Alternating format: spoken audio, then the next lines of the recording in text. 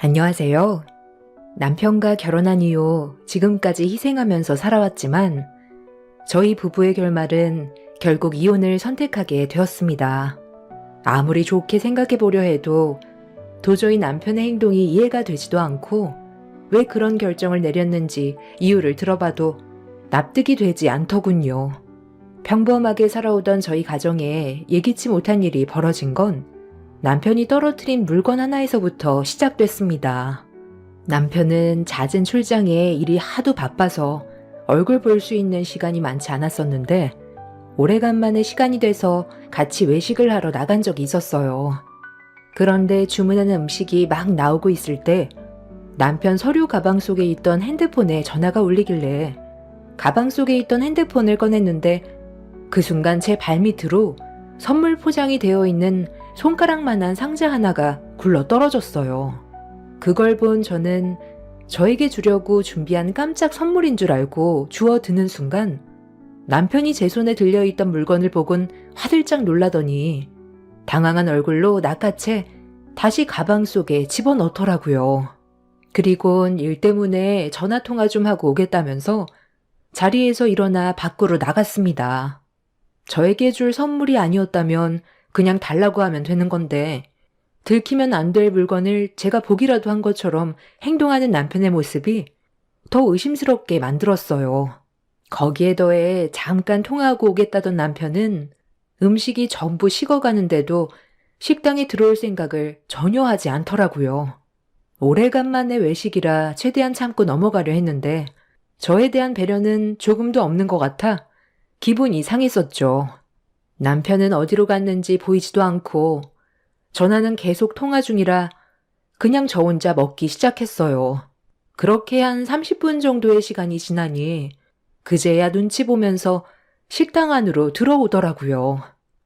아, 많이 기다렸어? 나도 통화를 일찍 끊고 싶었는데 일적인 대화라 좀 오래 걸렸네. 그래도 맛있게 먹었지? 나는 다시 급한 일 때문에 회사로 가봐야 할 것 같은데 당신 혼자 집으로 갈 수 있지? 그래도 서로 얼굴 마주보고 분위기라도 즐긴 게 어디야. 나가면서 결제는 내가 하고 갈 테니까 조심히 들어가. 지금 어딜 가겠다는 거야? 당장 자리에 앉지 못해? 당신은 내가 우스워? 아무리 일이 바빠도 그렇지. 오래간만에 만든 자리인 걸 알면서 나에 대한 배려는 조금도 없네. 맛있게 먹었냐고?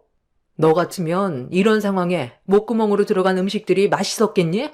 버리기 아까우니까 혼자 겨우 먹고 있었던 거 아니겠어? 그리고 좀 전에 떨어뜨린 물건이 뭐길래 화들짝 놀라면서 내 손이 아플 정도로 낚아챈 건데? 지금 당장 해명하지 못하면 나갈 생각 하지도 마. 지금 내 기분이 어떤 줄 알아? 아, 그거 별거 아니야. 이번에 출장 갈 때 결과가 좋아야 하니까 뇌물 같은 거지. 별로 의미 있는 물건도 아니라서 신경 안 써도 돼. 혼자 음식 먹어서 기분이 많이 안 좋았구나. 일이 많이 바쁜 걸 어쩌겠어. 오늘은 그냥 집에 들어가고 저녁에 같이 술이나 한잔 하던지 아니면 나중에 다시 계획해보자. 내 입장도 이해해줘야지. 무슨 이해? 우리가 시간이 많은 것도 아니고 몇 달 만에 외식하러 나왔는데 꼭 이런 식으로 일정을 망쳐야 돼? 지금까지 당신이랑 살면서 계속 이해만 해주면서 살아왔어. 도대체 너는 나랑 같이 살고 싶긴 한 거야? 이럴 거면 외식하자는 얘기도 하지 마. 이런 삶을 살 바엔 차라리 나도 그냥 미국 들어가서 사는 게 낫겠다. 나는 뭐 이러고 싶었겠어? 일 때문에 그런 건데 당신이 이해를 못 해주면 어떡해? 나도 웬만해선 받지 않으려 했는데 이번 전화는 안 받으면 안 될 정도로 중요한 전화라서 어쩔 수가 없었다고. 내가 도는 것도 아니고 우리 가족 먹고 살아야 하니까 힘들게 일하고 있는데 꼭 그렇게 말을 해야 돼? 당신이랑 나는 정말 안 맞는 것 같아. 나도 이제 지치고 차라리 혼자 사는 게 좋을지도 모르겠네. 지금까지 가족을 위해 땀 흘리면서 열심히 살아온 나한테 고작 한다는 얘기가 이런 것밖에 없어? 남편이 되려 더 큰 목소리로 언성을 높이면서 화를 냈는데 그런 행동들이 저는 이해가 되지 않았습니다. 100번 양보해서 남편을 이해하려 해봤지만 저에게 변명만 늘어놓기만 하는 것 같아 더 괘씸했어요. 하루 이틀 산 것도 아니고 큰 소리 치는 남편의 얼굴에서 현재의 상황을 피하려고 하는 것 같은 느낌이 들었어요. 저에게 거짓말을 할 때면 꼭 드러나는 얼굴 표정과 말투들이 있는데 떨어뜨린 물건에 대해 얘기했을 때 상당히 당황스러워 하더라고요. 그래서 저에게 되려 더 큰 목소리로 화를 내면서 급하게 자리를 회피하려는 모습들이 보였습니다. 정성스럽게 포장되어 있던 물건은 제가 봤을 때 사이즈가 립스틱 같더라고요. 아무리 업무 차원에서 샀다고 하지만 상대가 여자고 립스틱을 선물해준다는 게 상식적으로 좀 이해가 되지 않았습니다. 그리고 그날 남편은 집에 들어오지 않았어요. 저를 조금이라도 생각해줬더라면 늦어도 집에 들어왔겠지만 관계를 회복할 생각이 전혀 없다는 걸 알았을 땐 서운하고 실망스러웠어요. 제가 더 화가 났던 건 레스토랑에서 얼굴을 붉히면서 싸운 이후 전화도 안 받고 문자는 당연히 답장도 없었을 뿐더러 그 후로 집에 일주일 만에 들어왔어요. 그런 행동을 봤을 때 제가 느낄 수 있었던 건 더 이상 남편과 함께 하는 시간들이 무의미하다는 거였고 저 말고 다른 여자가 생겼다는 걸 확실하게 직감할 수가 있었습니다. 그동안 무엇을 위해 살아왔나 싶더라고요. 그래도 서로 마음이 맞아 결혼해서 이쁜 딸 하나 낳아 잘 키워왔고 성공해서 미국 IT 기업에 취직까지 한 대견한 딸을 보며 지금까지 인생의 행복감을 느끼고 있었는데 이런 모든 삶들이 남편의 행동 하나로 한순간에 무너져 내려 버렸습니다. 들어오자마자 짐은 왜 챙겨? 나랑 먼저 대화부터 해야 되는 거 아니야? 일주일 만에 집에 들어와 놓고 내 얼굴은 아예 볼 생각도 없네? 장기 출장이야. 지금 많이 늦어서 시간 없으니까 말 시키지 마. 어차피 당신이랑 나는 살 만큼 살았잖아. 각자 인생 알아서 살면 되지. 너나 나나 부족한 것도 없잖아. 1시간 내로 기차 타야 되니까 나에 대해 신경 끄고 나 출장 다녀오면 우리 관계 다시 생각해봐야 될 거야. 나는 이미 당신에 대한 마음 정리한 상태야. 그러니까 지금 그 말은 나랑 이혼을 하자는 얘기네? 살 만큼 살았으니까 지긋지긋해서 이혼하겠다는 거잖아. 도대체 그동안 나를 뭘로 생각한 거야? 지금까지 희생만 하고 살아온 나였는데 조금도 불쌍한 감정이 들지가 않아? 우리 딸한테는 뭐라고 그러게? 애비로서 창피하지도 않아? 걔가 받을 상처는 생각 안 해봤어? 잘못한 게 있으면 인정을 하고 관계를 회복하려고 노력을 해야지. 지금처럼 막 나가면 뭐 어쩌자는 거야? 몇 달 전까지만 해도 이 정도까지는 아니었는데 내가 평소에 알던 당신 맞는 거지? 괜히 관계 핑계 대지 말고 솔직하게 얘기해. 나 말고 다른 여자 생겼지? 남자가 되게 분위기가 바뀌고 배우자를 차갑게 대하는 행동들을 하면 100이면 100 다른 여자가 생긴 거라더라. 그래서 지금 관계 정리하자는 말까지 나온 거 아니야. 다른 여자랑 그렇게 살림 차리고 싶어? 말을 못하는 거 보니까 만든 것 같네. 그게 아니라면 이런 식으로 매몰차게 행동할 수가 없지. 레스토랑에서부터 수상 쩍더니 확실하게 여자가 생긴 게 맞네. 언제부터야? 그냥 솔직하게 얘기해. 네가 원하는 이혼 해줄 테니까 속일 생각하지 말고 그냥 털어놔. 우리가 함께 살아온 시간이 몇 년인데 눈빛만 봐도 웬만한 건 다 알 수 있거든? 내 말 무시하지 말고 대답하라니까. 이혼해 주겠다는데도 왜 말을 못해? 내 몸에 손대지 마. 당신이랑 말도 섞고 싶지 않아. 당신도 나에 대한 마음이 이미 떠난 건 맞잖아. 레스토랑에서 꼭 그런 식으로 말을 했어야 돼? 내가 업무적인 일 때문에 어쩔 수 없었다고 얘기하면 좋게 넘어가면 되지. 상황을 꼭 그렇게 만들었어야 됐냐고. 불쌍해 보여서 밥 한 끼 같이 먹어주려고 데리고 나와준 것만도 감사하게 생각해야지. 아주 남편을 개똥으로 하네. 내가 좋게 해주니까 만만해 보여? 나 출장 다녀오면 서류에 도장 찍을 거니까 준비나 하고 있어. 남편은 캐리어에 짐을 대충 싸고 집 밖으로 뛰쳐나가면서 저한테 마지막 말을 뱉은 한마디가 귀에 꽂히는 순간 모든 감정들이 와르르 무너져 내렸어요. 일주일간 연락이 없었던 건 본인이었으면서 되려 큰 소리치는 모습이 어이가 없었습니다. 남편이 바람을 피우고 있다는 걸 다시 한번 확신할 수 있었던 건 특이한 버릇 하나가 있어서 바로 알 수가 있었어요. 평소 대화할 때는 눈도 잘 마주치면서 대화를 이끌어 나가는데 본인이 저한테 무언가 잘못을 했을 경우에는 제 눈을 똑바로 못 보고 계속 회피하는 행동을 자기 자신도 모르게 나타낼 때가 있습니다. 그런 버릇을 알고 있었기 때문에 남편한테 다른 여자가 생겼냐고 다시 물어봤을 때 제 눈을 회피하면서 말을 하지 않는 모습을 보고 확신을 가질 수가 있었습니다. 어떤 정신 나간 여자가 가정에 있는 남자를 건드렸는지 알아야 할 것 같아 지갑만 챙겨 남편의 뒤를 따랐습니다. 그렇게 도착한 곳은 기차역이었고 시계를 보면서 누군가를 기다리고 있는지 한자리에 멈춰서선 주위를 둘러보고 있었어요. 저는 들키지 않으려고 마스크와 모자를 푹 눌러쓴 뒤 멀리에서 남편의 동태를 살피고 있었는데 잠시 뒤 충격적인 장면이 눈에 들어왔어요.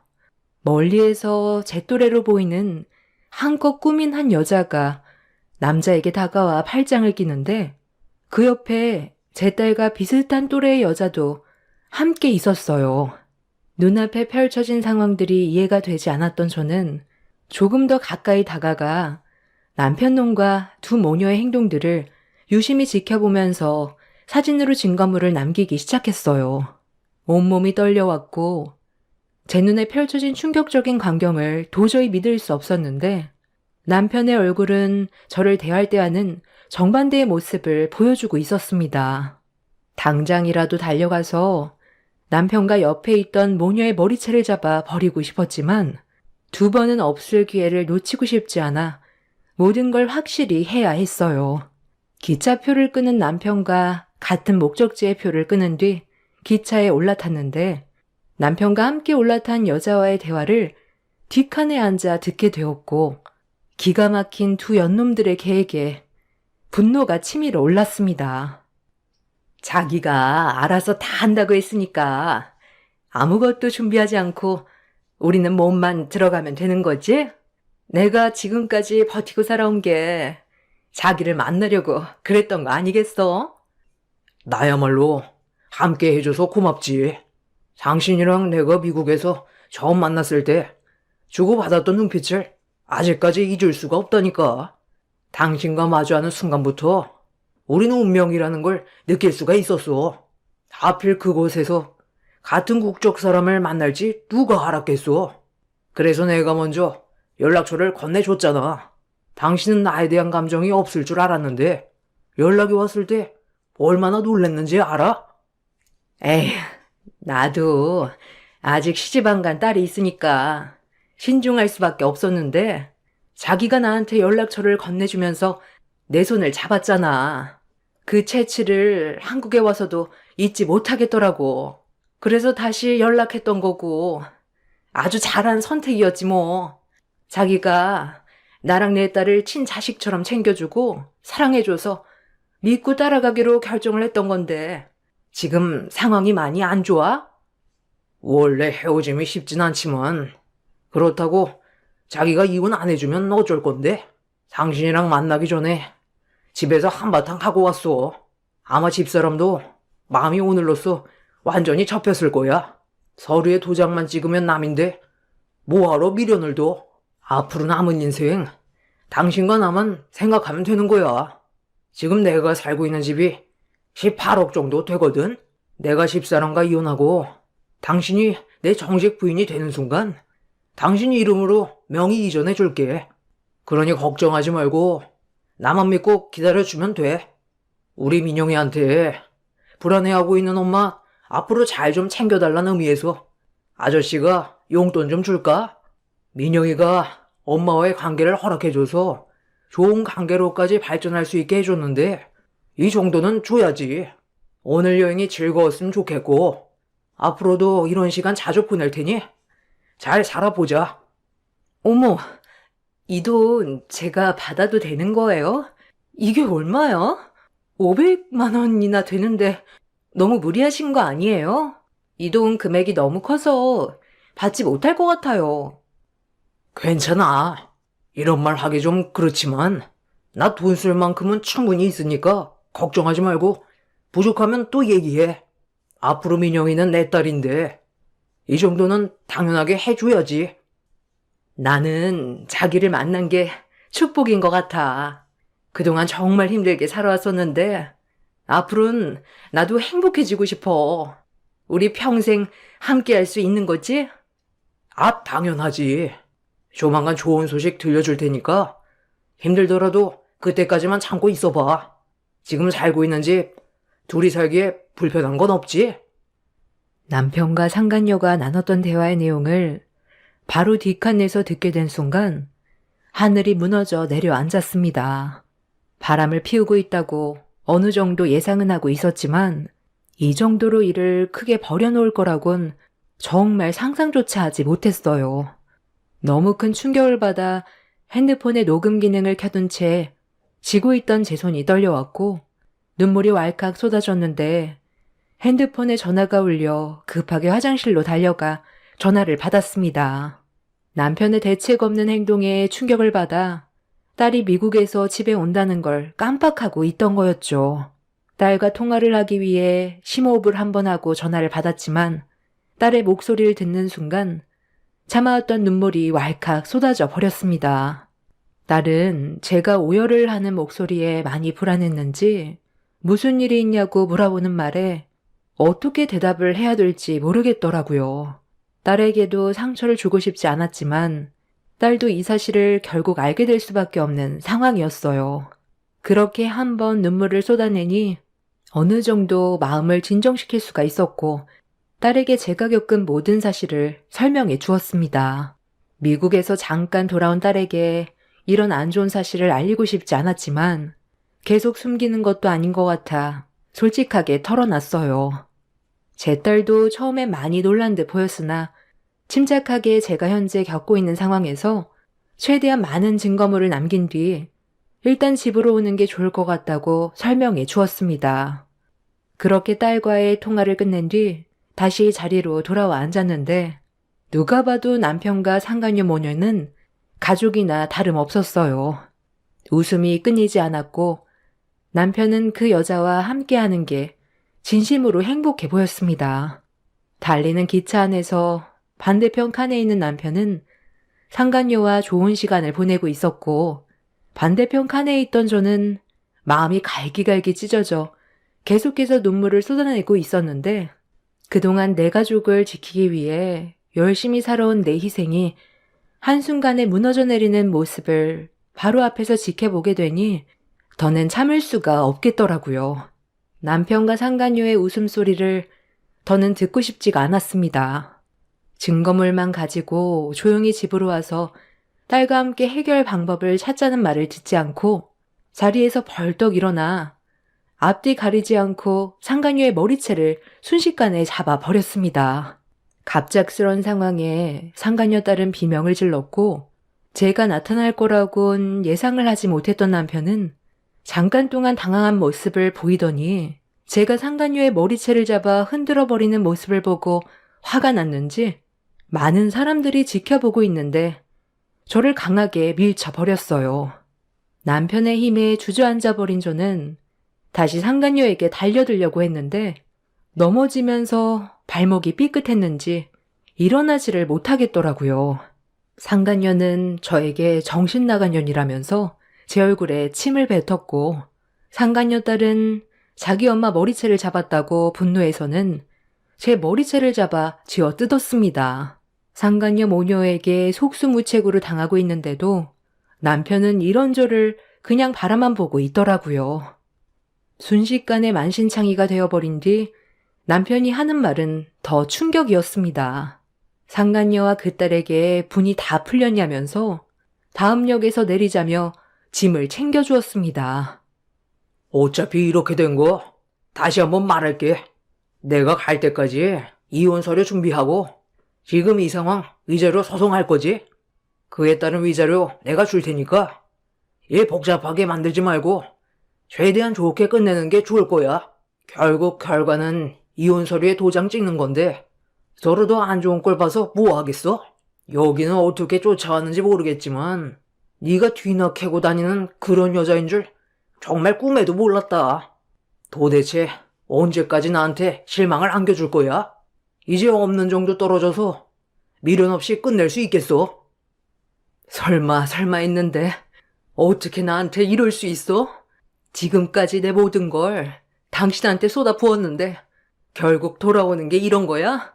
오늘로써 확실하게 마음을 접을 순 있었지만 그래도 이건 아니지. 18억짜리 그 집을 전현한테 주겠다고? 내가 두 눈 뜨고 살아있는데 그 꼴을 볼 것 같니? 어디서 말 같지도 않은 말을 짓거려? 절대로 그렇게는 안 되지. 그 집이 너 혼자 읽어낸 거라 생각해? 어차피 이렇게 된 거 법대로 할 거고 너랑 전현들 추락시킬 거니까 그런 줄 알아. 전현을 내 집에 들일 바에는 불질러 버리는 게 좋겠네. 나도 한번 눈이 뒤집히면 배는 게 없는 사람이야. 너 사람 잘못 건드렸어. 지금 당장 가서 모든 걸 태워버려야겠네. 어머머머, 저 여자 정말 미쳤나 봐. 아니 18억짜리 아파트를 불질러 버리겠대. 자기야, 말려야 되는 거 아니야? 저 여자 지금 눈에 뵈는 게 없어 보이는데? 미쳐서 날뛰는 사람 말을 믿어? 쓸데없는 짓 하지 말고 위자료나 챙겨줄 테니까 그만 추태 부리고 우리 관계 정리하는 걸로 해. 더 안 좋은 모습 보여봤자 상처받게 더 받아. 저는 남편의 말을 더 이상 듣지 않은 채 힘겹게 자리에서 일어나 다음 역에서 내렸습니다. 남편과 상간모녀는 집이 불타버릴까봐 불안했는지 저를 뒤따라와 말리는데 남편의 손을 뿌리친 뒤 쫄뚝거리면서 기차역에서 나가려는 순간 남편이 저를 돌려 세워 조금의 망설임도 없이 뺨을 올려치길래 저도 있는 힘껏 남편의 뺨을 올려쳐 버렸습니다. 그렇게 몇 번이나 서로의 뺨을 주고받게 되자 조금의 미안함은 있었는지 손을 멈추더라고요. 제 얼굴만한 손으로 남편에게 뺨을 맞았기 때문에 한쪽 볼이 퉁퉁 부은 상태로 눈물을 흘리면서 노려보고 있자 남편은 손을 내렸습니다. 좋게 해결보자고 저에게 부탁했지만 이미 그 말을 들어주기에는 제가 받은 상처가 너무 컸어요. 저는 있는 힘껏 남편의 뺨에 손을 한 번 더 올린 뒤 뒤를 돌아 택시에 올라탄 뒤 집으로 향했습니다. 남편과 상간모녀는 제가 정상이 아니라는 걸 알곤 많이 불안했는지 택시를 타고 제 뒤를 따라오더군요. 그렇게 한참을 달려 다시 집으로 들어오자마자 남편이 두 모녀와 급하게 뒤따라 들어와 제가 아무 짓도 하지 못하게 말리기 시작했고 비명을 지르면서 남편의 뺨을 뿌리치려 하자 저에게 소리를 질렀습니다. 진짜? 이런다고 네가 얻는 게 뭐야? 어차피 우리 관계 끝났는데 그냥 좋게 갈라서면 되지.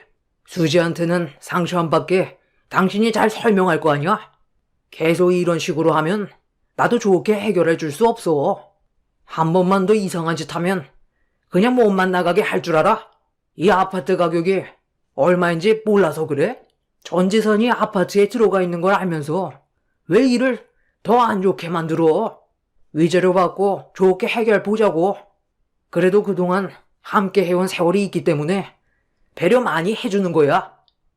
자기야, 한 푼도 주지 마. 저런 년한테 주는 돈이 아깝다. 나랑 민영이가 먹고 살기에도 부족한데 뭐하러 돈을 지어줘? 제정신도 아닌 것 같은데 그냥 정신병원에 보내버려. 야, 너 때문에 오늘 일정 다 망쳤잖아.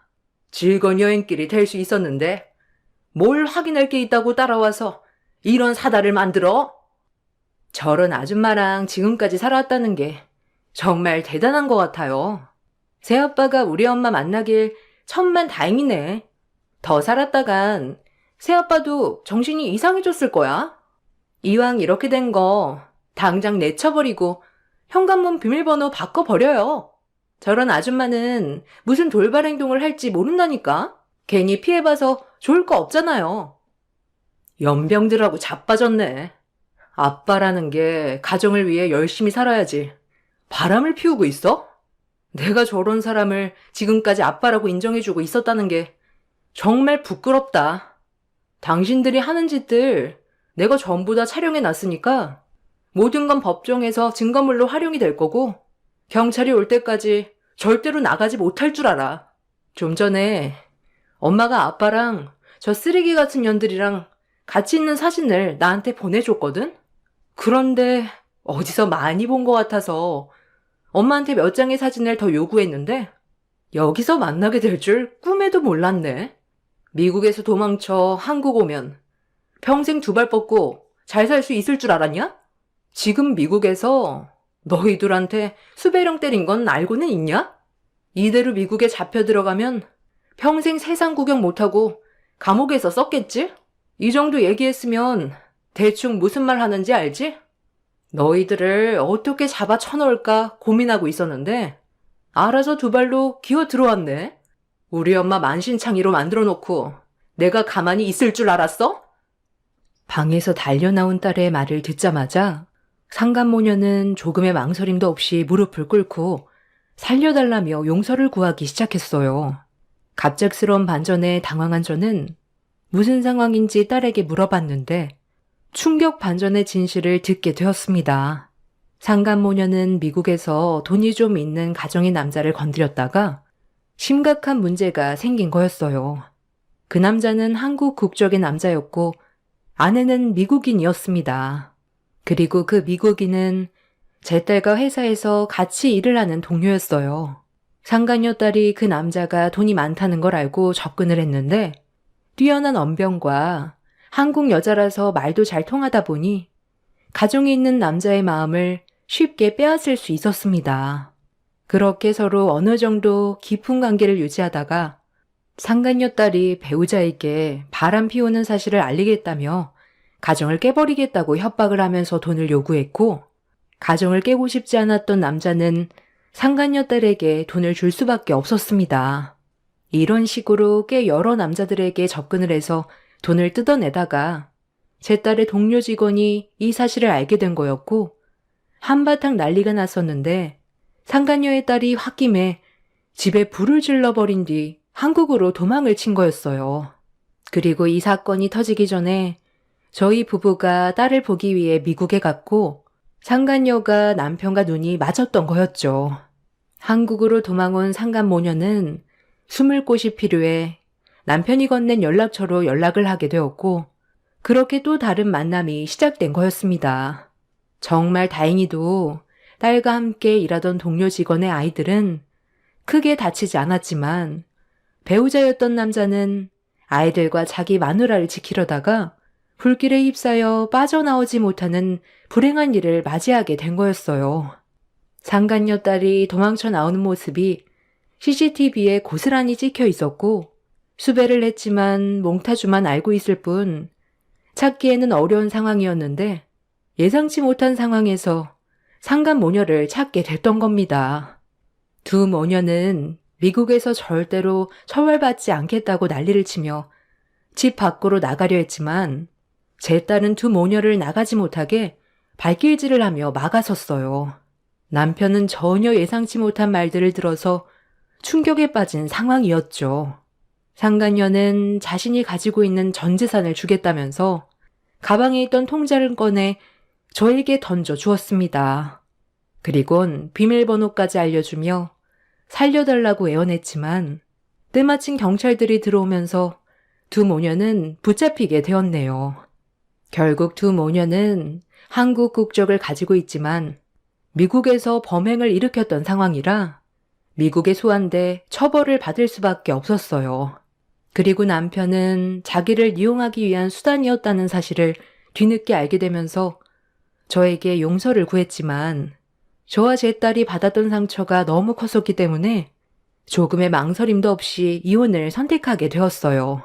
그렇게 남편에게 위자료와 재산을 받은 뒤 지금은 미국에서 딸과 함께 살고 있습니다. 그리고 상간모녀는 미국 법령으로 죄질이 무거워 징역 80년형을 받게 되었고 평생 세상의 빛을 볼 수 없이 감옥에서 썩어야 되는 처지가 되어버렸어요.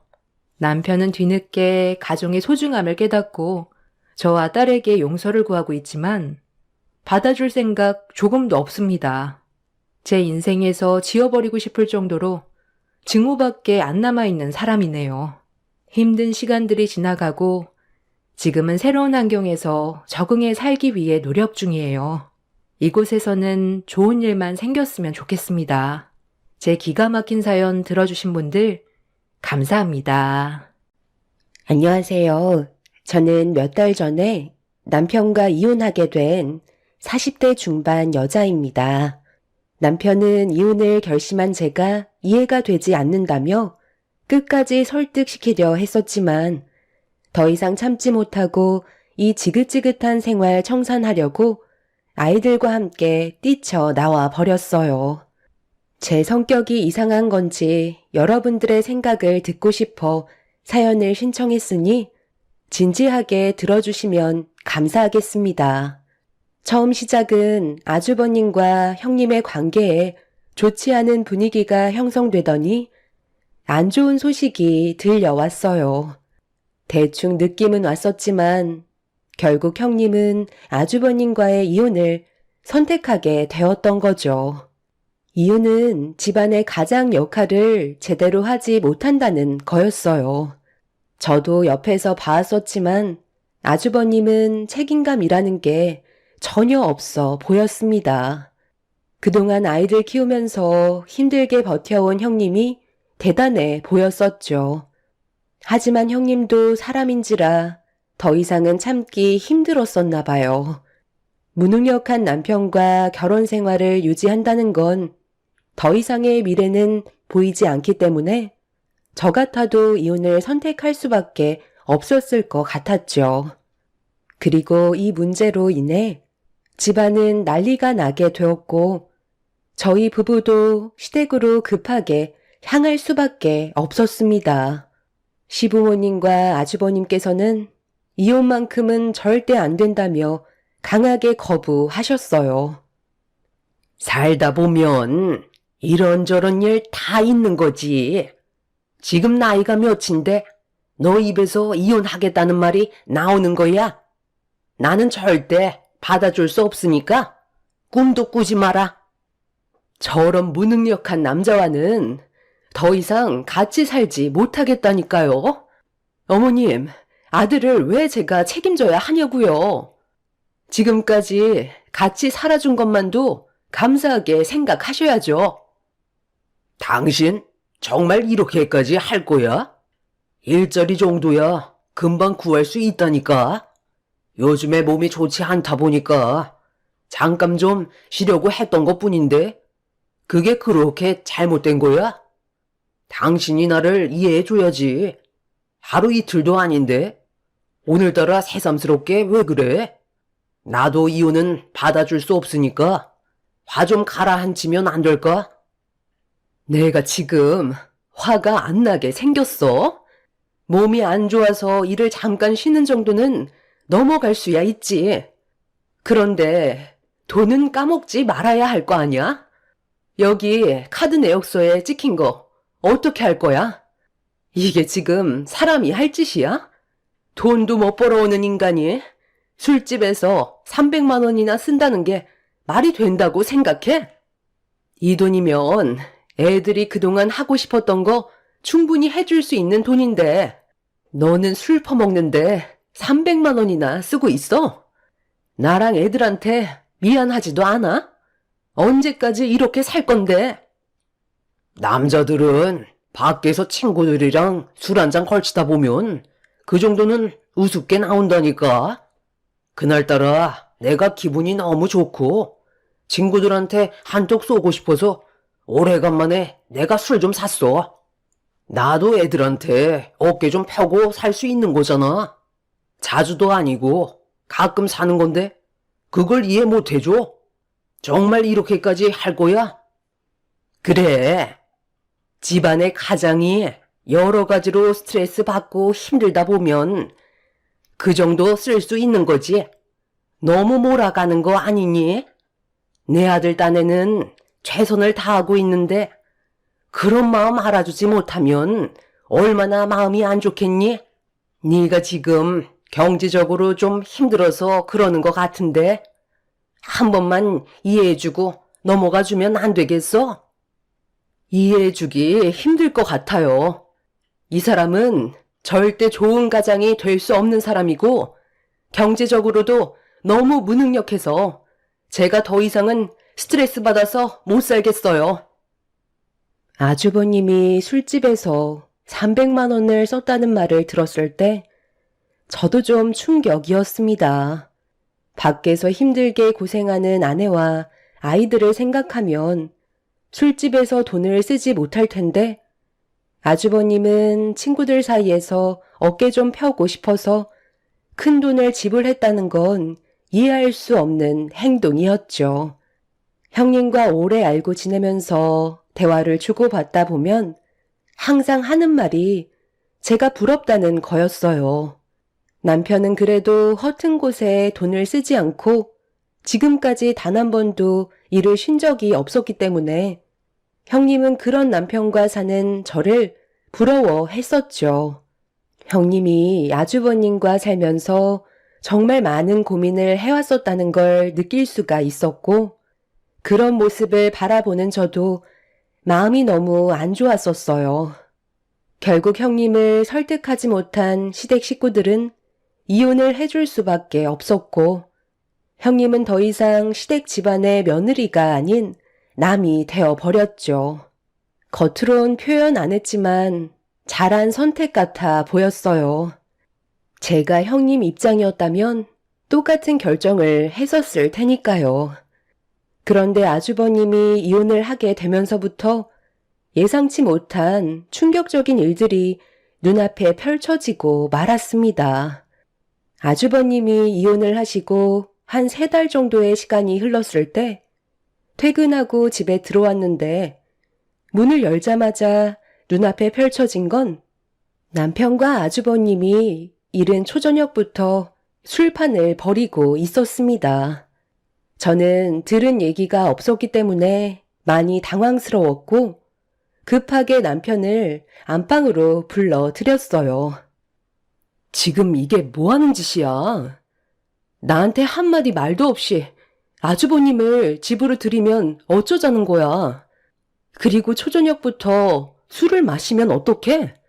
오늘은 애들이랑 외식하기로 한 거 잊었어? 지금 당장 가시라고 그래. 내가 계획되지 않은 일들 만드는 거 싫어하는 거 알면서 평소 당신답지 않은 행동을 하면 어떡해? 갑자기 찾아온 걸 어떡해. 그렇다고 무작정 돌려보낼 수는 없잖아.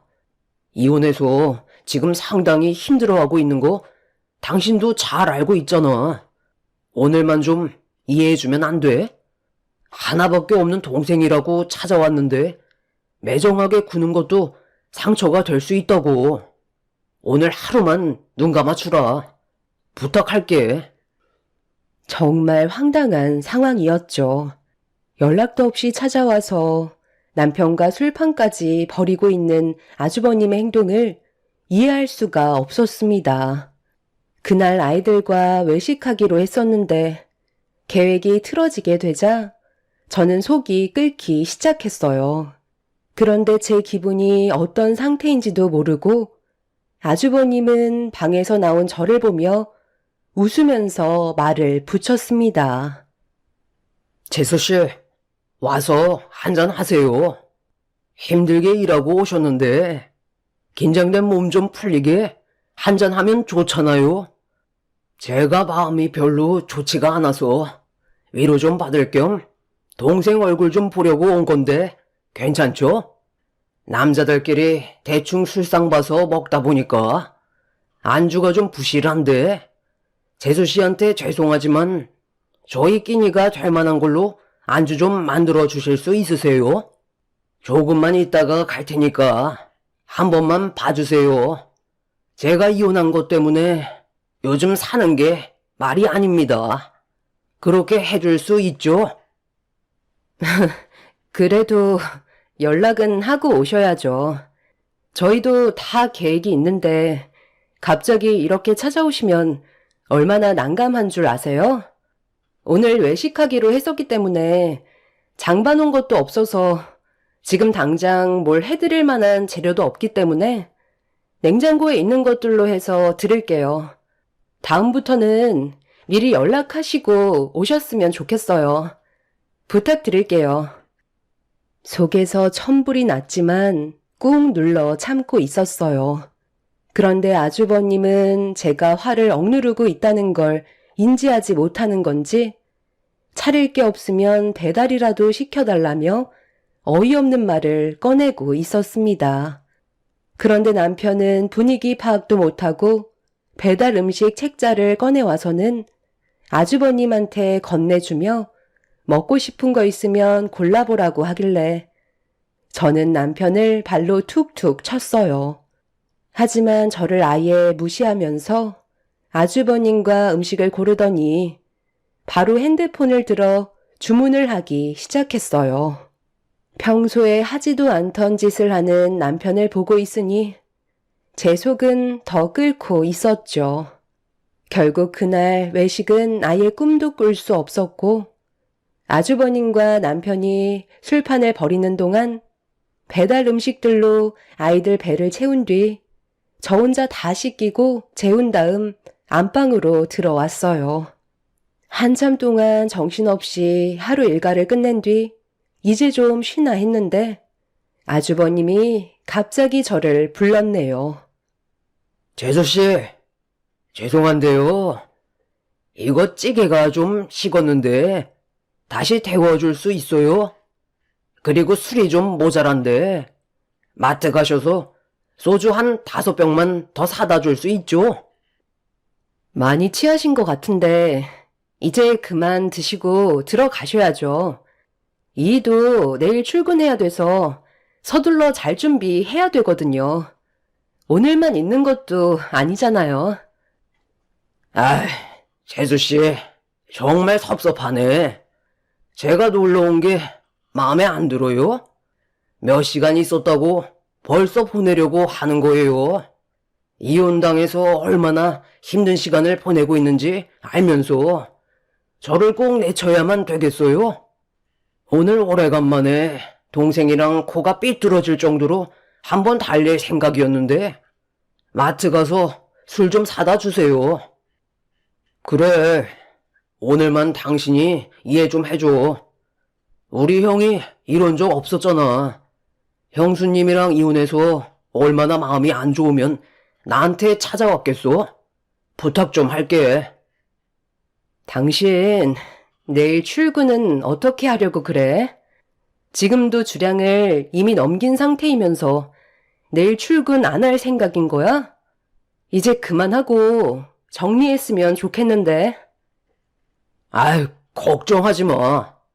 출근하는데 아무 지장 없으니까. 나 아직 멀쩡해. 몇 점만 더 할 테니까 부탁 좀 하자. 오늘은 나도 형 때문에 기분이 안 좋아서 그래.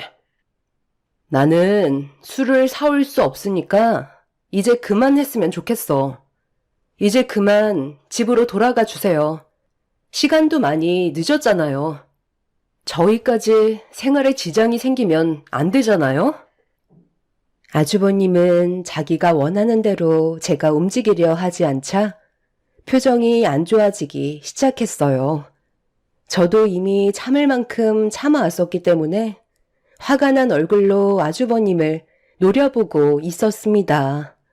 툭 건들기만 해도 터지기 일보 직전이었기 때문에 남편이 그만 정리해주길 원했는데 술이 취해서 제 마음을 전혀 모르고 있는 건지 남편은 아주버님을 일으켜 세우면서 편의점에 가서 몇 잔만 더 하다가 들어가는 걸로 하자고 불난 집에 부채질을 하고 있었어요.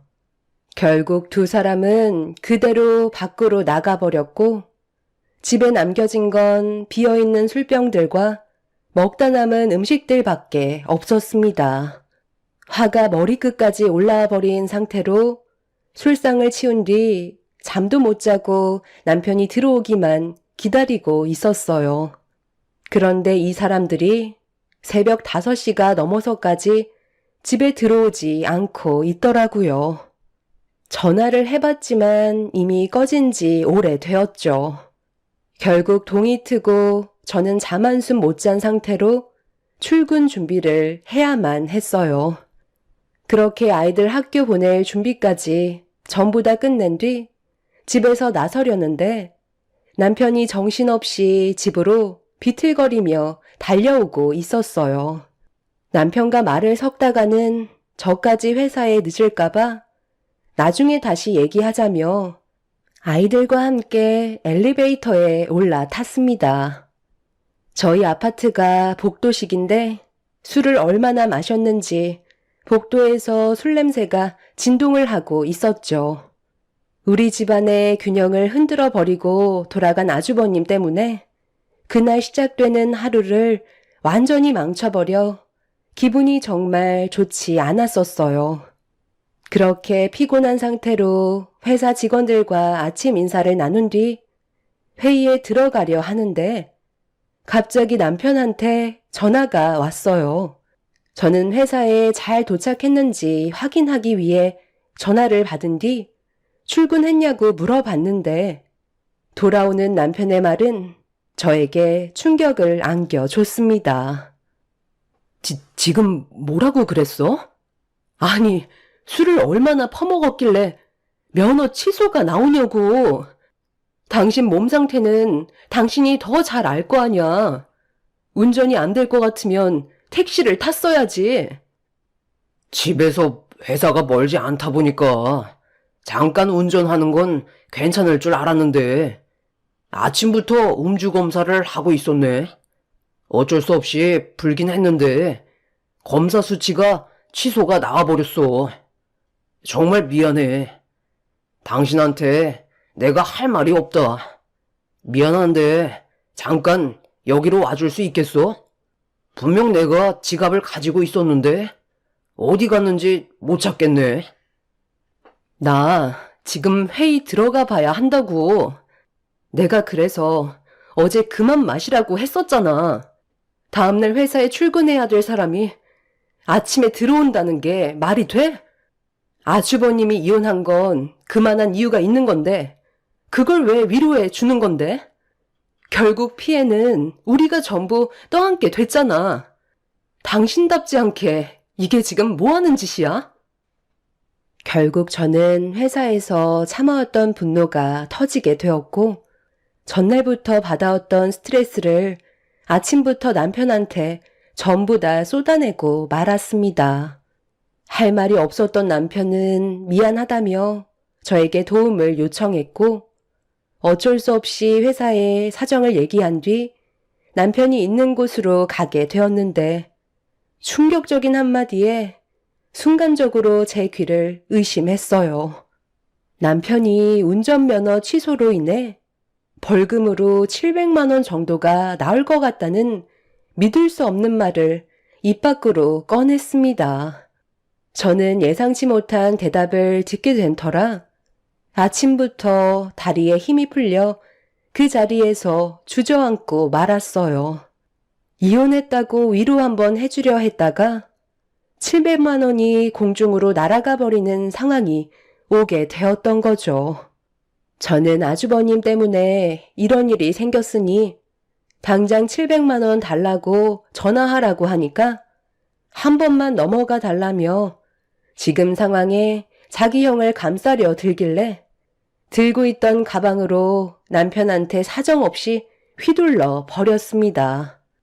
결국 이 문제로 시댁에 모일 수밖에 없었고 집안은 한바탕 난리가 나게 되었지만 아주버님은 눈 하나 깜빡하지 않았어요. 지금 면허 취소 벌금으로 700만 원이 나왔는데 웃음이 나와요? 제가 그만 돌아가 달라고 부탁드렸는데 끝까지 한 잔만 더 하겠다고 고집부리다가 이 사태가 벌어졌잖아요. 당장 700만 원 벌금 납부해 주세요. 제 말만 들었어도 이런 일은 생기지 않았을 거라고요. 아주버님 때문에 저희가 왜 피해를 봐야 되는 거죠? 저도 몇 번 벌금 맞은 적 있어요. 그런데 그건 걸릴 수도 있는 거고 걸리지 않을 수도 있는 건데 왜 저한테 벌금을 내달라는 건지 모르겠네요. 그러니까 택시를 타고 갔어야지. 너는 생각이 없는 거냐? 코가 삐뚤어지게 마셨는데 차를 타고 가는 건 사고가 날 수도 있는 거라고. 본인이 충분히 판단할 수 있는 거였으니 저한테는 동생 잘못을 책임져줄 의무가 없는 거죠. 그리고 현재 저는 그만한 돈도 없습니다. 얼마 전에 살고 있는 집까지 처분해서 필요한데 돈을 좀 써버린 상태라 아예 여유 자금이 없거든요. 700만 원 정도야 둘이서 맞벌이 하니까 그게 지장 없잖아요. 한 달만 굶으면 되는 건데 이런 일로 분위기 심각하게 만들지 말죠. 그래. 살다 보면 누구나 다 실수할 수 있는 법이야. 700만 원이 벌금으로 나가는 건 좀 아깝기는 하다만 그래도 어쩌겠니? 네가 좀 감수해야지. 제가 감수하라고요? 왜 그래야 하는 거죠? 이런 상황을 만들게 된 건 전부 다 아주버님 때문인데 왜 제가 그걸 떠안아야 하는 거냐고요? 당장 700만 원 주세요. 저 지금 백수인 거 몰라요? 돈이 없다니까요. 그리고 창수야, 너한테 부탁이 있는데 너희 집에서 며칠간만 신세 좀 지면 안 될까? 나도 먹고 살아야 되니까 일자리 좀 구하려고 하는데 아까 말했다시피 지금 수중에 돈이 없다. 솔직히 내가 너희 형수 때문에 기 한 번 제대로 못 펴고 살았잖냐. 그래서 이혼한 마당에 돈 좀 한번 제대로 써보려고 집 처분한 돈으로 사치를 좀 부렸거든. 친구 녀석들한테도 명품들 좀 사주고 술도 진탕 마셨더니 지금 아예 돈이 바닥이 나버렸네. 이건 재수씨 선물이에요. 요즘 샤넬백이 그렇게 유행이라고 하던데 이거면 700만 원 벌금은 퉁칠 수 있는 거 아니에요? 네 것도 준비했다. 영업사원이? 시계가 그게 뭐냐? 이 정도는 차 줘야지. 부모님 선물은 진작에 드렸으니 걱정 안 해도 된다. 그리고 저기 쇼핑백에 애들 선물도 있거든. 최신 게임기라 아마 엄청 좋아할 거다. 아주버님, 지금 이게 뭐 하시는 거예요? 돈을 벌지도 않으시면서 돈을 흥청망청 다 써버리시고 저희 집에서 지금 신세를 지겠다고요? 제가 이런 거 받고 싶다고 했어요? 다시 환불하시고 그 돈으로 집을 알아보세요. 저희 집에는 절대로 들어올 수 없으세요. 당신 쓸데없는 생각하지 마. 내가 안 된다고 하는 건 절대 안 되는 거야. 당신 정말 속 좁게 왜 그래? 형이 이제부터 제대로 된 삶을 살아보겠다잖아. 최대한 서둘러서 일자리를 만들 수 있게 준비시켜주면 좋은 거 아니야? 내 말 못 들었어? 그렇게는 절대 안 된다니까? 그리고 어머님 집이 비어있는 방도 많은데 왜 우리 집인데? 애들도 있고 남은 방도 없는 상태라고. 부모님 집에서는 시내도 한참 멀고 지 옆에도 출퇴근하기에는 무리가 있어서 잠깐 재수씨 집에 신세 좀 지겠다는 거예요. 거실에서 생활해도 되니까 걱정 마세요. 아주버님은 할 말이 다 끝났다는 듯 자리에서 일어나더니 짐을 챙긴 뒤 자기 차에 싣고 있었습니다. 저는 절대 안 된다고 했지만 아주버님은 더 이상 제 말을 들으려 하지 않았어요. 상식적으로 이건 아닌 것 같아 결국 흥분을 가라앉히지 못했던 저는 분노를 참지 못한 채 비명을 지르며 감정을 터뜨렸지만 남편은 아주버님의 차에 올라타 버린 뒤 먼저 저희 집으로 출발을 하고 말았네요. 시부모님께선 저보고 이해하라고 했지만 누가 이 상황을 이해할 수 있었겠어요. 대꾸조차 하고 싶지 않아 저도 급하게 차 시동을 걸은 뒤 아주버님 차를 바짝 뒤쫓았습니다. 제가 따라온다는 걸 의식한 아주버님은 따라올 테면 따라와 보라는 듯 속도를 올렸고 결국 저보다 먼저 집에 도착해 이미 자리 깔고 거실에서 TV를 보고 있었어요. 애들은 게임기를 받아서 기분이 좋았는지 저한테 자랑을 하고 있었죠. 애들이 보는 앞에서 화를 낼 수도 없는 노릇이라 속만 타들어가고 있었습니다. 먼저 방에 들어간 남편한테 뭐 하는 짓이냐고 이를 갈며 낮게 깔린 목소리로 물어봤어요. 아이, 글쎄, 당신이 좀 이해해 달라니까. 우리 형이 얼마나 불쌍해. 이혼까지 당한 마당에 지금 정상적으로 살아가는 게 가능하다고 생각해? 하루라도 빨리 자리 잡을 수 있게 도와줘야 될 거 아니야. 오면서 차에서 대충 얘기 좀 나눴는데 집안일도 도와주고 우리 생활에 방해가 안 되게끔 최대한 노력한다고 그랬어. 그래서 아주버님이랑 이 집에서 같이 생활하겠다고? 내가 얼마나 불편할지는 생각 안 하는 거야? 왜 당신 생각만 고집하는 건데? 내 입장도 이해해줘야지. 그런 거 하나하나 다 따지고 들면 가족인 의미가 없잖아. 우리가 조금 손해를 봐도 가족이면 좀 더 베풀 수도 있는 거 아니야? 당신은 원래 이렇게 속 좁은 사람이었어? 남편과 대화 자체가 되지 않았어요. 무조건 자기 고집을 부리고 있는데 할 말이 없었습니다. 이런 말까지 안 하려 했었는데 남편이 막무가내로 나오길래 집에 대한 얘기를 결국 꺼내고 말았어요. 제가 살고 있는 집은 남편 명의로 되어 있는 게 아닌 제 명의로 되어 있는 집이었어요. 처음 결혼할 당시 남편은 모아놓은 돈이 없었기 때문에 집을 마련할 수 있을 정도의 능력이 부족한 상태였죠. 그렇다고 시부모님께서도 경제적으로 지원해 줄 수 있는 형편도 아니었어요. 결국 저희 부모님께서 마련해 주신 집이었고 크지는 않았지만 그래도 아이들 낳고 살만한 정도의 공간은 충분했었죠. 결국 제 집에 대한 권리를 얘기하자 남편은 인상이 일그러지면서 치사하게 나온다며 점점 목소리를 높였습니다. 누가 봐도 제가 정상인데 남편은 동생인 자기 입장을 생각해주지 않는다고 불만을 털어놓고 있었어요. 대화가 점점 심각해지기 시작하자 거실에까지 저희 부부가 다투는 목소리가 새어나갔고 아주버님은 저희 부부 싸움을 말리고 싶었는지 노크를 하며 말을 붙여왔어요. 그런데 사태 파악을 하지 못한 건지 아주버님은 저에게 배가 고프다면서 제 음식 솜씨 좀 볼 수 있냐는 어이없는 말을 꺼내었습니다.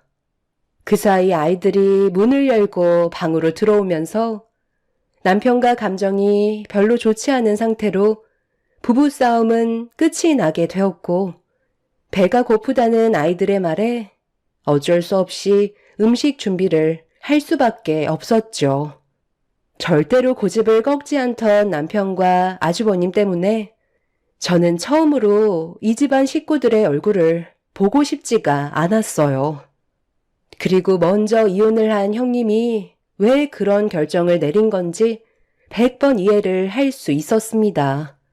아이들 때문에 밥을 차린 뒤 아주버님과 마주 앉는 것조차 싫었던 저는 먼저 방으로 들어와 오래간만에 형님한테 전화를 걸었어요. 그리고 지금의 사태에 대해 설명을 해 주었죠.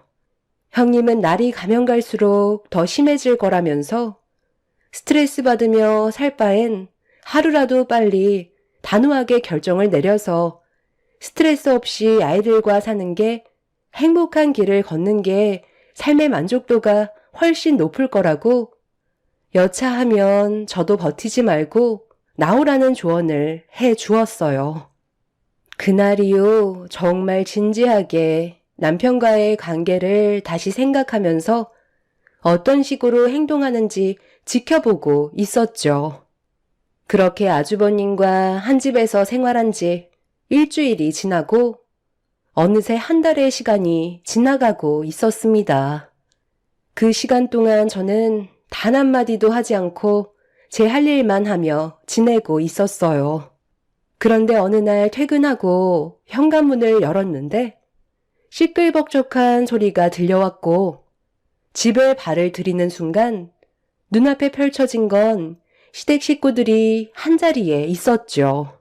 시부모님께서 저희 집에 막 도착하셨는지 바리바리 싸온 짐을 주방 한편에 풀고 계셨어요. 연락도 없이 오신 상태라 어떻게 된 거냐고 여쭤보게 되었죠. 내가 오죽했으면 여기까지 왔겠니? 내 큰아들이 하도 반찬 투정을 하길래 도대체 어떻게 먹고 살길래 그런 말까지 나오는 건지 확인 좀 해보려고 오래간만에 좀 들러봤다. 그런데 진짜 냉장고에 죄다 풀떼기밖에 안 보이네. 예, 이건 좀 너무한 거 아니야? 내 아들들이 소새끼도 아니고 반찬들이 이게 뭐니? 그거라도 내어주는 걸 감사하게 생각해야죠. 지금 어떤 상황인지 모르시는 것도 아니면서 저한테 화를 내셔야 돼요? 그래서 아드님 걱정에 반찬 싸우셨나 봐요. 당신 지금 우리 엄마한테 말버릇이 그게 뭐야? 먼 길 오셨는데 고생하셨다는 말이 먼저 나와야 되는 거 아니야? 날이 가면 갈수록 왜 이렇게 실망만 안겨주는 건데? 언제까지 이런 식으로 살아갈 거야? 서로 웃으면서 대화하면 충분히 좋은 분위기 만들어갈 수 있는데 퇴근하자마자 얼굴을 붉혀야 되겠어? 자극하지 말고 그냥 놔둬라. 재수씨가 언제 나를 대접해 주기라도 했냐? 맨날 소새끼 마냥 풀떼기만 씹어먹는데도 눈 하나 깜빡 안 하잖아. 너는 여자니까 아무래도 불편한 점들이 많겠지. 그래도 일자리 알아볼 동안만 신세 좀 지겠다는 건데 네가 이해해주면 가정의 평화가 오는 거 아니야? 왜 이렇게까지 화를 내는 건지 나는 이해를 못하겠다. 오래간만에 고기 반찬들 좀 가져왔으니까 상 좀 차려봐라. 그리고 집안꼴이 이게 뭐니? 청소는 하고 사는 거야?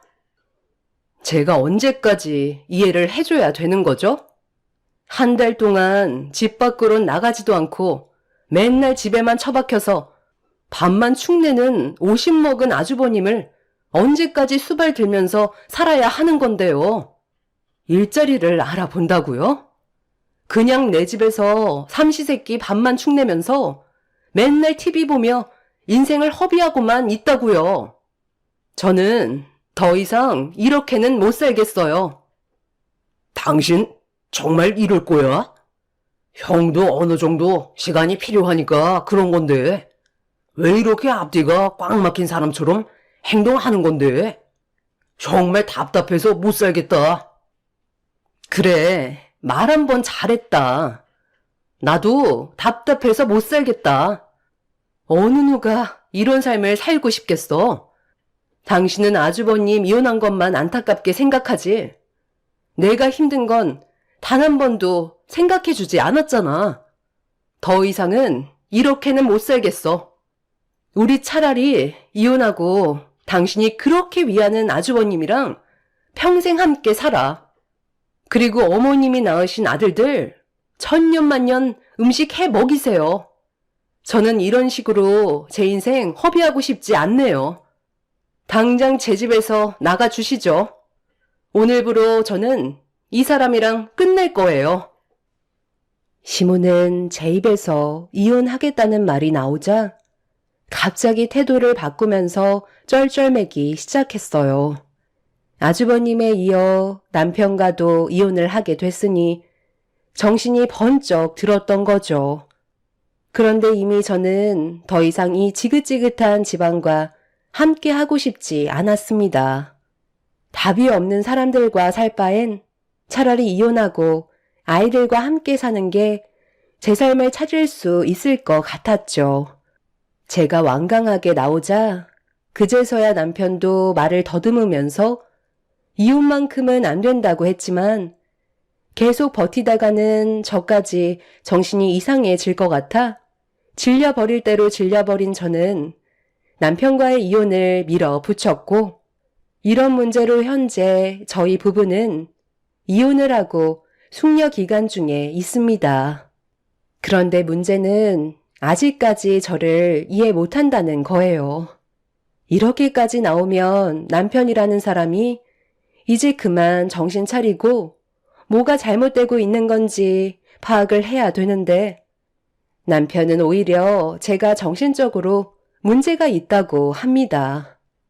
아주버님이 술에 찌들어 음주 운전을 하다가 교통사고로 지금 사경을 헤매고 있는데도 남편은 이 모든 게 제 탓이라고 오히려 화를 내고 있어요. 저와 남편이 이혼을 해서 아주버님이 너무 마음이 아파 술을 먹고 운전을 했다는데 그게 제 잘못인가요? 시부모님도 이런 상황들이 저로 인해 시작됐다고 하네요.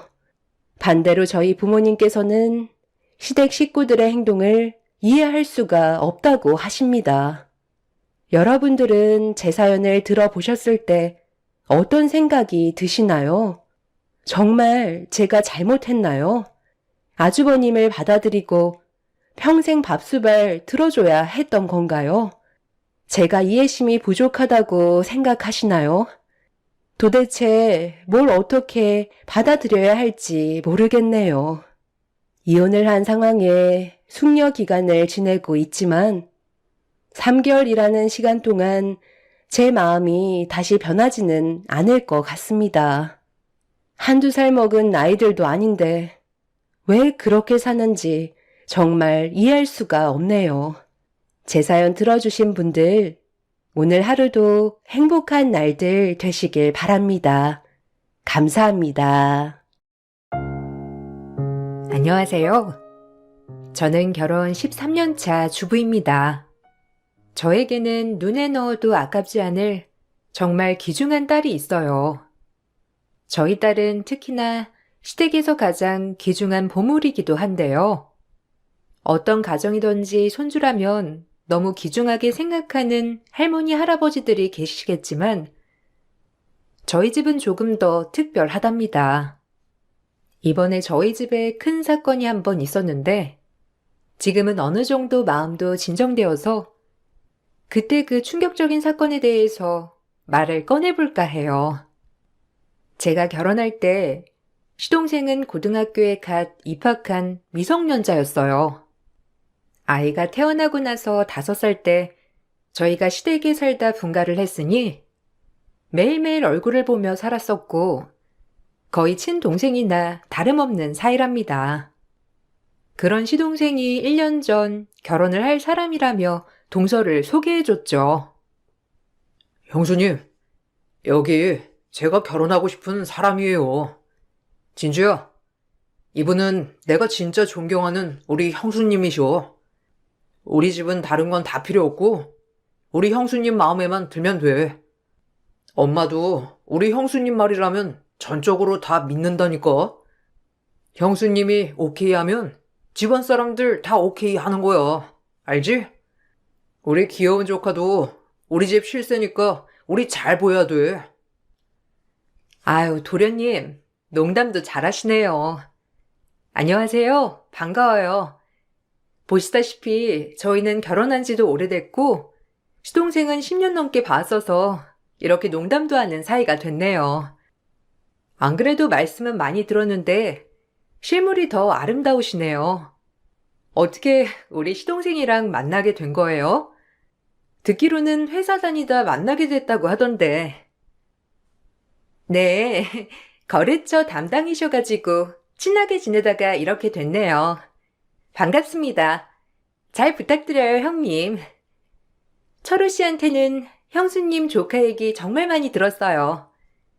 특히 철우 씨가 조카를 너무 예뻐하더라고요. 한번 뵙고 싶다고는 많이 말씀드렸었는데 이렇게 만나 뵙게 되었네요. 사실 어머님, 아버님 먼저 뵈야 하지 않을까 했었는데 철우 씨는 형수님을 먼저 보는 게 낫다고 했어요. 아, 그래요? 아, 왜 그랬지? 어쨌든 너무 반가워요. 사실 시동생이 결혼할 사람 있다고 하길래 엄청 놀랬었거든요. 몇 년 전까지만 해도 결혼 안 하겠다고 가족들한테 통보까지 했었는데 이렇게 결혼할 사람을 데리고 와서 놀랬어요. 그만큼 진주 씨가 좋은 사람이라서 마음이 바뀐 건가 봐요. 우리 잘 지내봐요. 네, 형님 말씀 편하게 하세요. 제가 형님보다 15살 어린데 불편해하지 마시고 편하게 말씀해 주세요. 저도 철우 씨 아니었으면 결혼 이렇게 일찍 할 생각 안 했을 것 같아요. 저는 철우 씨가 형님이랑 조카 얘기를 정말 너무 많이 해가지고 어떤 분이신지 정말 궁금했어요. 저야말로 앞으로 잘 부탁드려요. 앞으로 더 친해졌으면 좋겠어요. 처음 봤던 동서는 활발하고 싹싹했어요.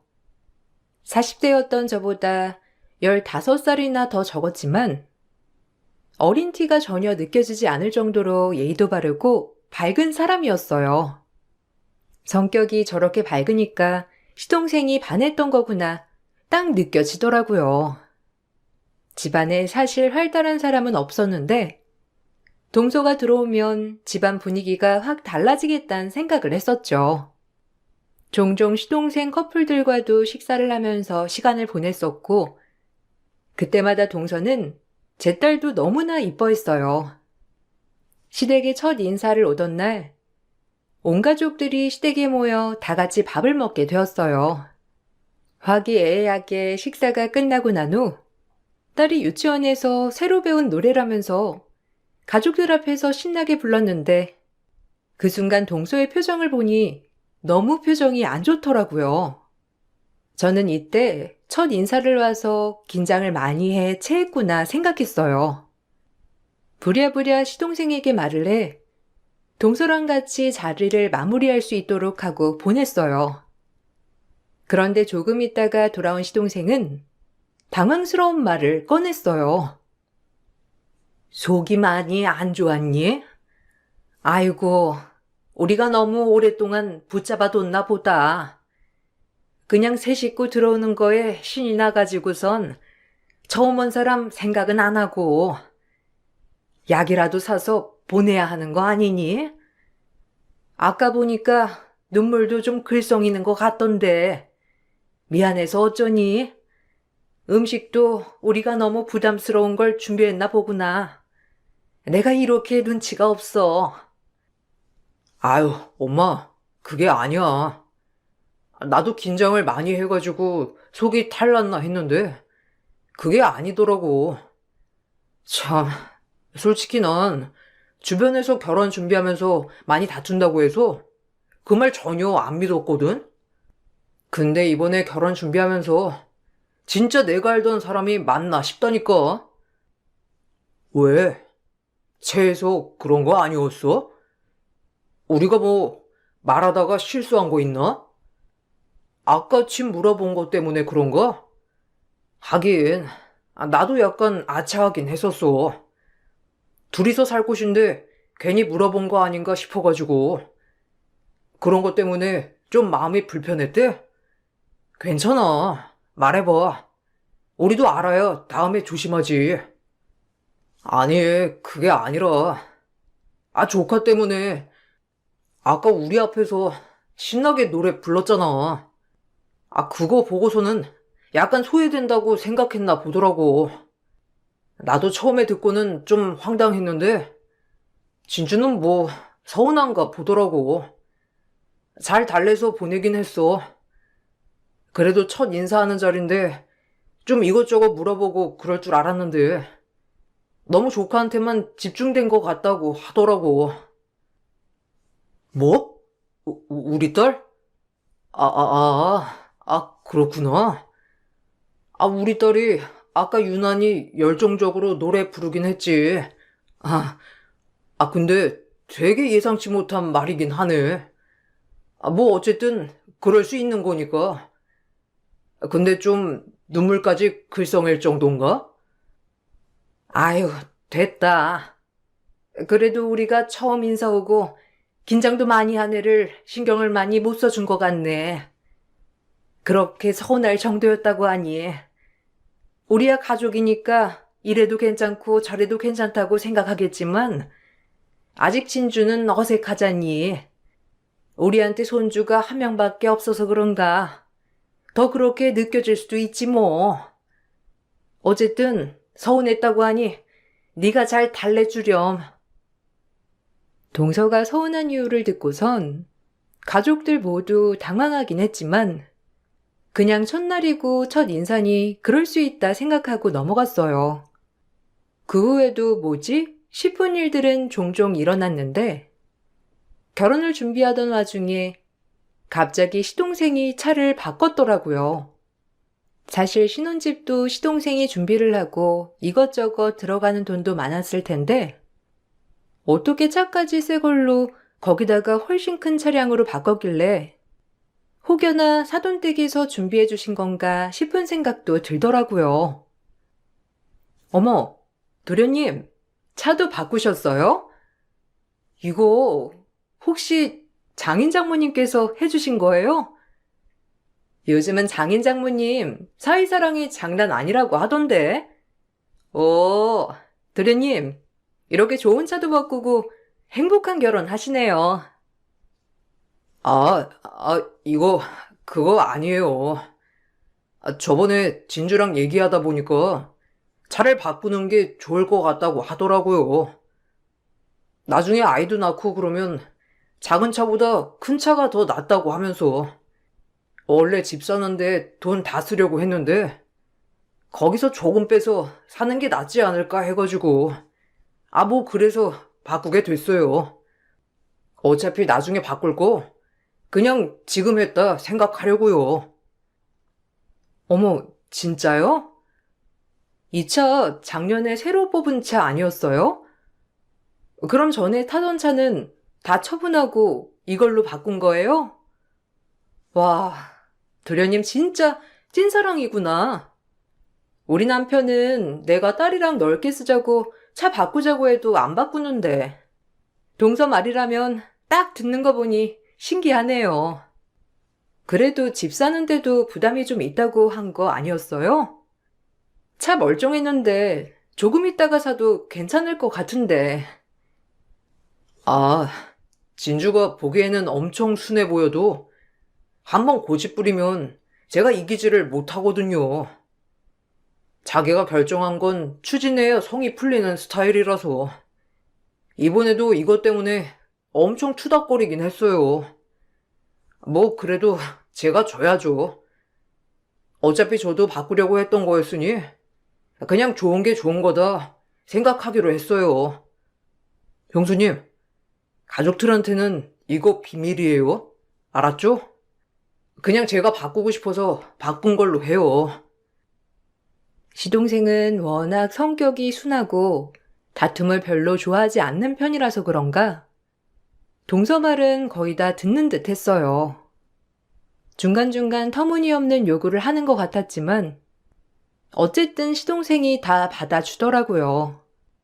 정말 찐 사랑이구나 생각도 했지만 한편으로는 조금 걱정이 되기도 했고 첫인상과는 다른 사람일 수 있겠다는 생각을 그때 처음 하게 되었어요. 어느 날은 시동생이 웨딩 촬영을 한다고 했던 날이었어요. 저녁에 갑자기 집으로 찾아와서 놀랬는데 남편이랑 시동생이 오랜만에 술을 진탕 마시더라고요. 그러더니만 하소연을 하는데 정말 기가 막혔죠. 오늘 무슨 일 있었는지 알아요? 형수님, 진짜 저 오늘 너무 화가 나가지고 웨딩 촬영하고 나서 사실 진주랑 오붓하게 시간 보내려고 호텔도 예약해놓고 있었는데 웨딩 촬영 거의 마무리되고 있는데 장인 장모님이 나타나시더라고요. 그냥 응원차 오셨구나 했거든요. 근데 옷도 정장이랑 드레스랑 다 갖춰 입고 계시는 거예요. 뭔가 싶었는데 갑자기 가족 사진을 찍자는 거 있죠? 오, 그런 게 있어? 아, 우리 결혼할 때는 진짜 공장에서 찍듯이 촬영했던 것 같은데 요즘은 참 그런 것도 잘 돼 있네. 너는 그런 거 있었으면 우리도 같이 불러서 찍지 그랬어. 솔직히 그렇게 잘 차려입어가지고 가족 사진 찍을 기회 거의 없잖냐. 잘했네 뭐. 근데 왜? 그게 기분이 나빴어? 아, 그게 원래 내가 양가 가족들 힘들면 부모님들 다 같이 불러가지고 사진 찍자고 한 거였거든. 근데 진주가 좀 불편하다고 그냥 우리끼리만 찍으면 안 되냐고 해가지고 그래서 같이 안 하기로 한 거였는데 아, 이렇게 장인 장모님 오실 줄이야 생각도 못했어. 엄청 당황하니까 진주가 기분 나빠서 내내 화만 내고 그거 풀어주려고 사과했는데 장인 장모님도 나한테만 잘못했다고 뭐라 하시니까 나도 그냥 열받아서 나왔지 뭐. 뭐? 아니 어떻게 그렇게 할 수가 있지? 너한테 상의한 건 아니고? 아유, 그건 좀 너무했네. 그래서 열받아가지고 여기 온 거야? 안 그래도 웨딩 사진 어떻게 찍었나 궁금했는데 그런 일이 있었다니 속상하긴 했겠네. 그래서 재수 씨랑은 얘기 다시 안 해본 거야? 아, 몰라. 형수님, 이게 이해가 가요? 저랑 형이야 남자니까 그렇지만 형수님은 여자니까 진주가 무슨 생각으로 그랬는지 이해가 가세요? 아, 저는 도저히 이해가 안 돼서요. 제가 지금까지 맞춰준 것만 몇 갠데 그때도 가족 사진 다 같이 보여서 찍어보자 하니까 싫다더니 이렇게 하는 게 무슨 심보예요? 저는 너무 이해가 안 돼요. 시동생은 이때 일로 파혼까지 생각을 할 정도로 심각했죠. 그렇지만 나중에 동서가 미안하다면서 계속 사과를 했고 사건은 마무리가 되었어요. 처음에는 저와 남편도 황당하고 화도 나기도 했지만 우리는 그냥 가족이니까 그래도 시동생한테 좀 더 치우쳐 편을 들 수 있지 않을까 싶어서 나서서 뭐라고 하지는 않았죠. 그런데 동서가 다시 보이기는 하더라고요. 결혼식이 다가오면서 시모가 저에게 결혼식 하기 전에 받으라며 피부 관리권을 선물로 끊어주신 적이 있었어요. 전부터 동네에서도 인기가 많은 곳이었는데 바로 결제를 해주셔서 너무 감사했죠.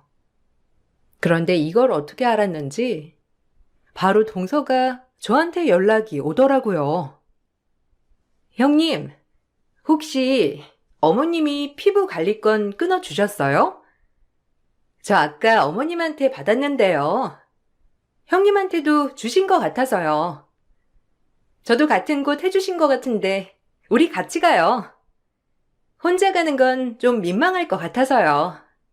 형님은 얼마로 해주셨어요? 아, 그냥 10회권으로 주셨어. 어머님께서 많이 생각을 하셨던 모양이야. 안 그래도 동서랑 같이 가면 좋을 것 같다곤 했는데 나는 동서가 좀 불편할 수도 있겠다 생각을 했거든. 괜찮으면 같이 가자. 저야 형님이랑 같이 가면 좋죠.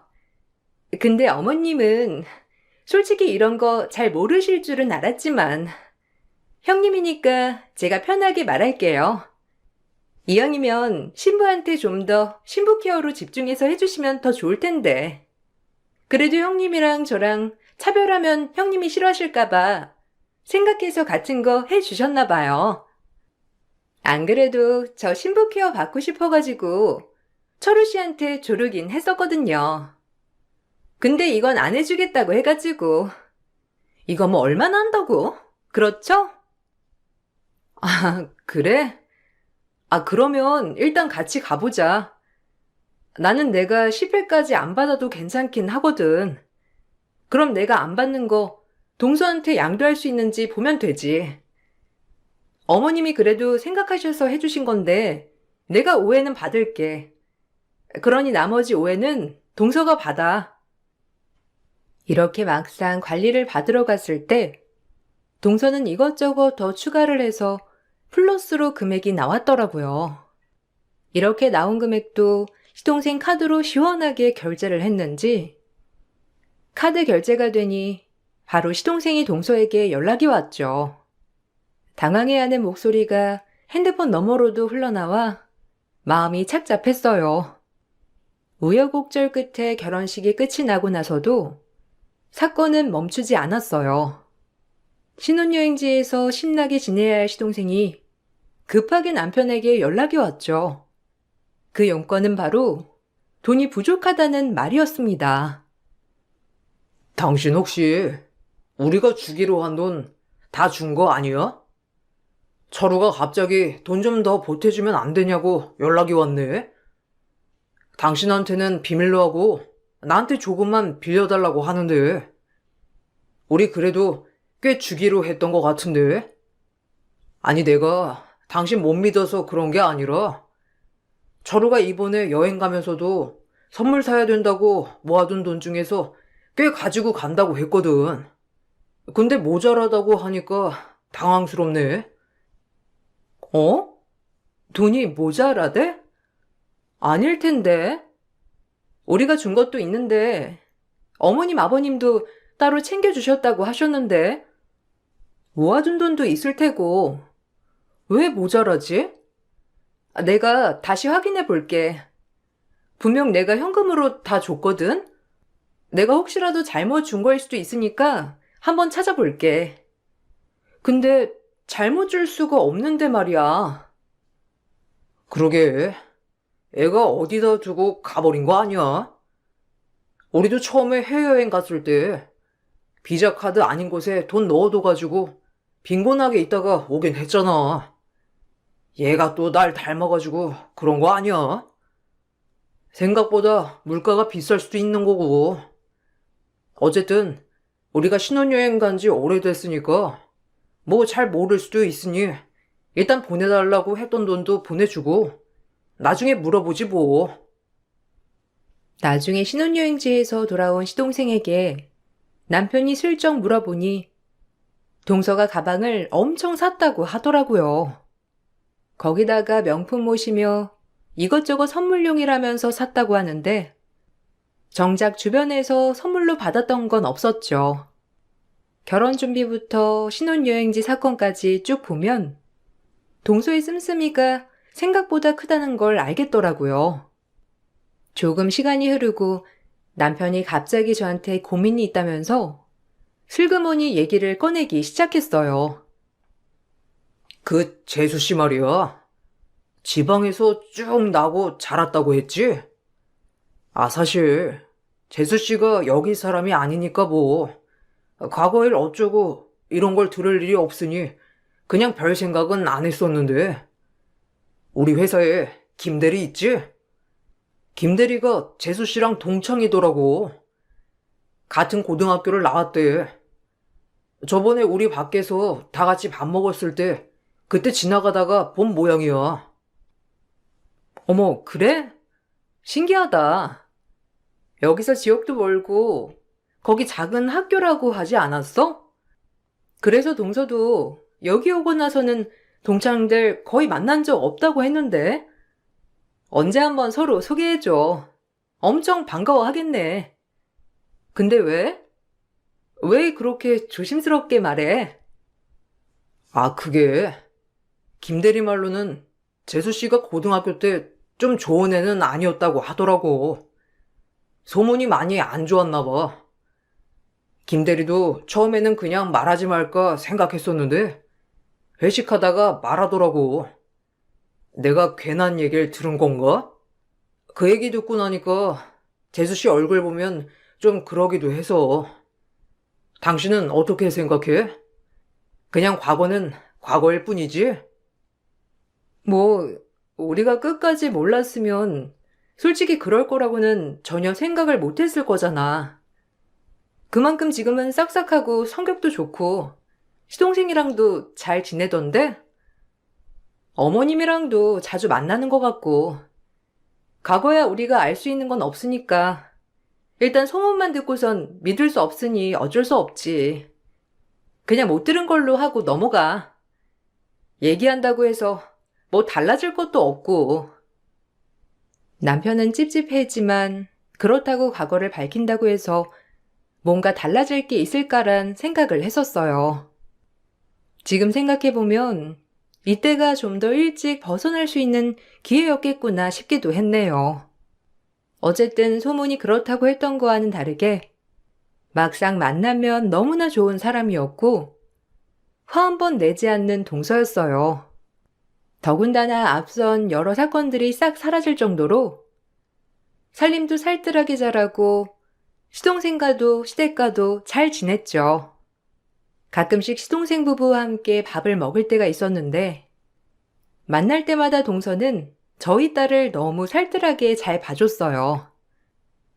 동서, 진짜 동서 오고 나니까 우리 딸이 너무 좋아해서 내가 질투날 정도야. 어떻게 이렇게 아이가 동서를 좋아하지? 동서도 어떻게 이렇게 아이를 잘 봐? 너무 신기하다. 그러고 보니 동서 임신 준비하고 있다고 했지? 몸 건강 잘 챙겨. 요즘은 마음이 편안해야 한다고 하더라고. 나도 더 늦기 전에 둘째 있었으면 좋았겠지만 뭐 이젠 우리 딸로 충분하지 뭐. 형님, 저는 수빈이 같은 딸 낳으면 정말 소원이 없을 것 같아요. 이렇게 야무지고 착하고 순하고 얼마나 좋아요. 솔직히 말하면 저 형님네랑 이렇게 식사하는 것도 다 수빈이 만나라고 하는 거라니까요. 전에는 남편이 조카를 엄청 좋아하길래 왜 이렇게 애틋하나 생각도 들었었는데 막상 수빈이 만나보니까 왜 그런지 알 것 같아요. 그렇지? 여보, 수빈이가 엄청 귀염둥이라니까. 우리 집에는 보물이야, 보물. 그렇죠, 형수님? 그나저나, 형수님 임신하셨을 때도 이렇게 힘드셨어요? 저희도 아이 가지려고 엄청 노력하는데, 한 번을 성공 못 하더라고요. 제가 요새 일을 너무 많이 해서 그런가, 피곤해서 그런가, 요즘은 그냥 병원에 가서 검사라도 받아야 하나 생각하고 있다니까요. 그래, 네가 가서 검사를 받아봐. 내가 보기에는 네가 너무 일만 해서 그런 것 같아. 운동도 하고 영양제도 챙겨 먹어야지. 재수 씨만 노력할 게 아니라 네가 더 노력해야지. 요즘은 젊다고 다 빨리 임신하는 건 아니니까 여유롭게 신혼도 즐기고 해라. 아주버님, 저희는 얼른 수빈이 같은 딸 낳고 싶은걸요? 신혼도 중요하지만 딸이랑 오붓하게 시간 보내면 얼마나 좋겠어요. 수빈이를 자주 봐야 저희가 딱 이렇게 똑 닮은 아이를 낳지 않을까요? 형님이 기운도 주세요. 저희 노력하는 만큼 얼른 아이 가질 수 있게 형님이 응원해 주시면 더 좋을 것 같아요. 시동생 부부와의 식사 자리는 늘 화기애애했어요. 중간중간 저보다 더 나서서 딸을 데리고 나가 놀아준 덕분에 저도 편하게 식사를 할 수 있었죠. 그런데 이상하게 한 번씩 이렇게 식사를 하고 나서 집에 오면 딸이 이상한 소리를 하기도 했어요. 매일 딸을 돌아가면서 재우는데 어느 날은 남편이 딸을 재우더니 오늘은 이상한 소리를 했다면서 말을 했어요.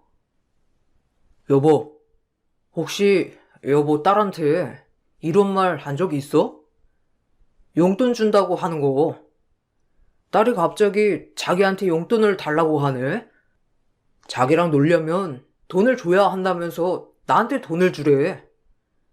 혹시 여보도 이런 말 들은 적 있어?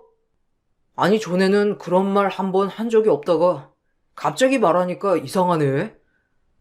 혹시 친구들한테서 들은 걸까? 그런 얘기는 한 적이 없는 것 같은데 말이야.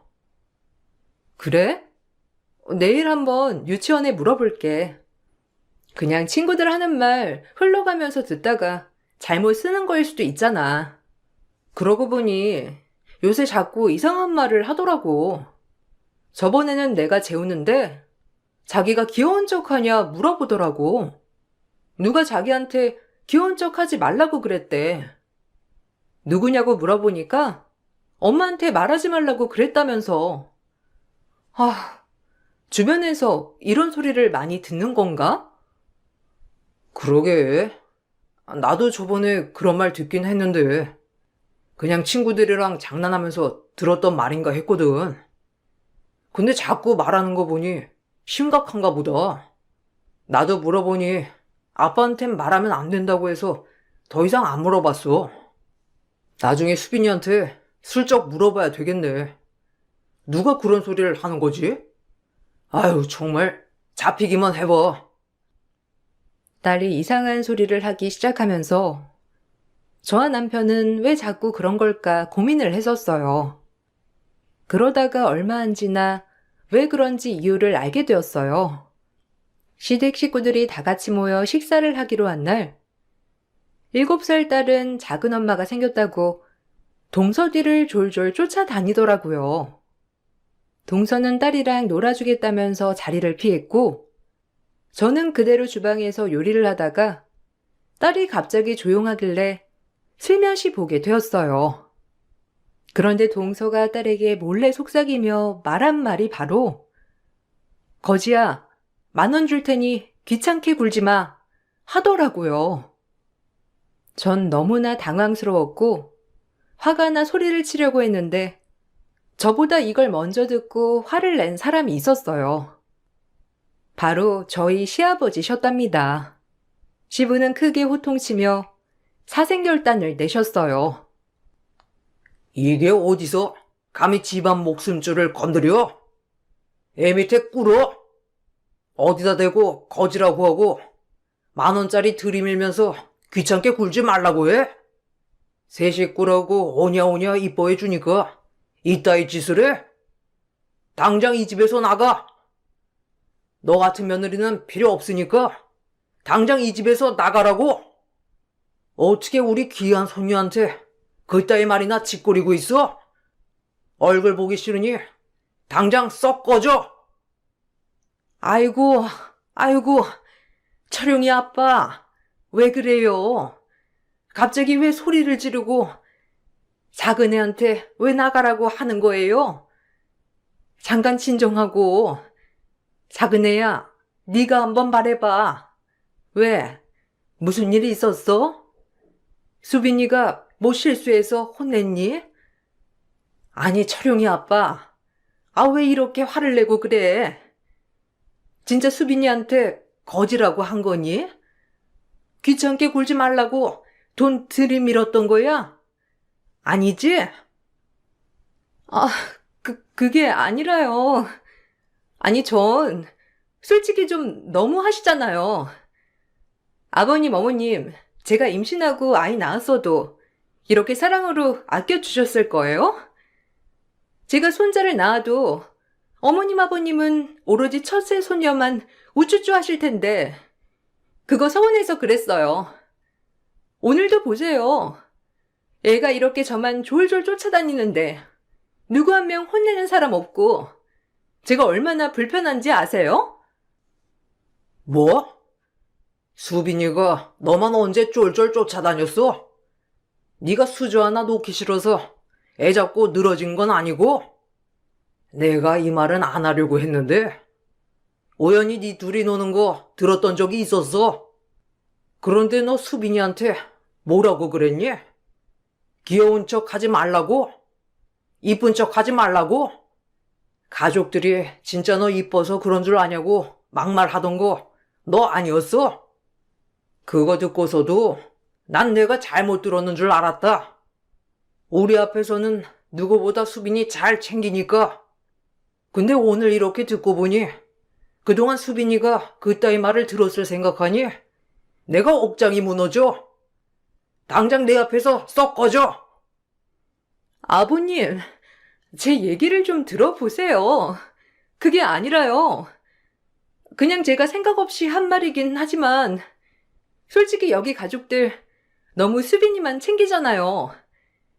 제가 여기서 가장 새 식구인데, 저는 챙겨주시지도 않으시고, 늘 수빈이. 저는 새 식구 아니에요? 네가 뭘 얼마나 주목을 받아야 만족하려는지 모르겠구나. 수빈이는 어린아이고 넌 어른이야.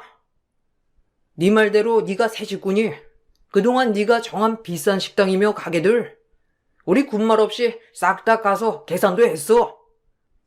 네 형님이 잘 먹지도 못하는 횟집을 기어이 가야만 한다고 고집을 부려 거기까지 갔는데 우리가 그 정도 배려를 해준 건 아무것도 아니었니? 두말할 필요 없고 더 이상 너 같은 며느리 꼴도 보기 싫으니 당장 꺼져. 수빈이는 우리 집 보물이야. 얼마나 귀한 존재인데 네가 이렇게 무시를 해? 이 집에 앞으로 한 발자국도 들어오지 마라. 시부는 크게 화를 내면서 동서를 내쫓았고, 딸을 잡아먹을 듯 노려보던 동서는 시동생 손에 이끌려 나갔습니다. 사실 시댁 식구들이 저희 딸을 보물로 생각하는 이유가 있었어요. 딸은 어릴 적부터 시댁 식구들 목숨을 여러 번 살렸기 때문이었죠. 도리가 지났을 때쯤 다 같이 시댁에서 자고 있었는데 딸이 갑자기 새벽에 집이 떠나갈 듯이 울었을 때가 있었어요. 가족들이 화들짝 놀라 다 깨서 불을 켜니까 칼까지 들고 있었던 강도가 집으로 들어오던 찰나였었죠. 그 후에도 가족여행을 떠나다가 갑자기 딸이 이 길로 가지 말자고 너무 울어서 경로를 급 변경한 적도 있었어요. 이날 도로에 블랙아이스가 잔뜩 깔려서 크게 몇 중 추돌사고로 사망자까지 나왔었는데 딱 저희가 지나갈 뻔한 시간이더라고요. 뿐만 아니라 시부가 내열관에 거의 막혀 있었을 때 내 딸이 시부를 보고선 할아버지가 이상하다며 계속 말을 해서 검진을 받았는데 내열관이 막혀 터지기 일보 직전에 발견을 한 적도 있었고 시동생이 새벽에 들어오지 않았던 날이 있었는데 딸이 자다가 시동생한테 전화를 걸어야 한다면서 고집부려 전화를 걸었더니 전화를 받으려고 멈춰선 시동생 코앞으로 차가 지나가 다행히 사고를 면했던 적도 있었어요. 이 밖에도 여러 사건들이 있어 그 후로 저희 딸은 시댁에서 귀중한 존재가 되었죠. 이렇게 귀중한 손녀에게 함부로 말을 했으니 시부는 크게 화가 날 수밖에 없었던 것이었어요. 그날로로 시동생은 동서와도 크게 다퉜던 모양이더라고요. 그래도 어찌어찌 잘 풀어나가는 듯 보였지만 어느 날 시동생은 이혼을 하겠다며 선언을 했습니다. 내가 진짜 기가 막혀가지고. 그래, 아이 생각이 없으니까 우리 수빈이한테도 그따위로 말할 수 있었던 거지. 형수님, 진주 걔 지금까지 뭐 했는지 아세요? 피임 시술 받았더라고요. 기가 막혀서. 자기 산부인과 검사했는데 이상 없었다면서 임신 안 되는 거 다 제 탓이라고 그렇게 떵떵거리며 얘기하더니 저 그 집 가서 저 때문에 임신 안 되는 거라고 얼마나 소리를 들었는지 몰라요. 근데 저 몰래 피임 시술 받아서 임신이 안 됐던 거였어요. 네? 피임 시술이요?